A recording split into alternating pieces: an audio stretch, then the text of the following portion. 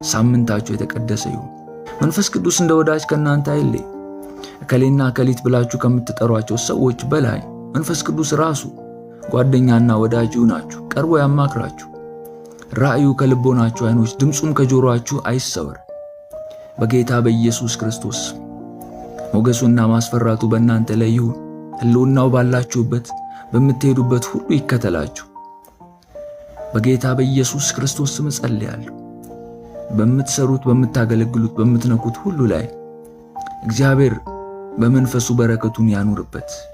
በመጨረሻም ለቀኑ ክፋቱ ይበቃዋል ይላል መጽሐፍ ቅዱስ። ለዛሬ የተመደበው ክፋት፣ ለሳምንቱም የተመደበው ክፋት ከእናንተ ሕይወት ይከልከል።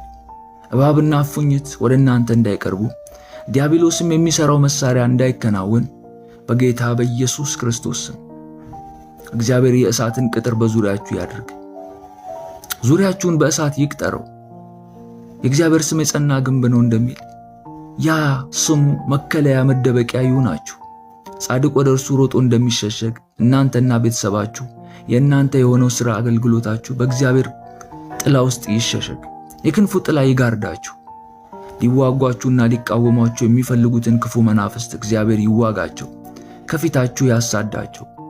ከመንገዳችሁ ላይ በጌታ በኢየሱስ ስም ክፉንና ዲያብሎስ ጨለማን ስራውንም አነሳለሁ።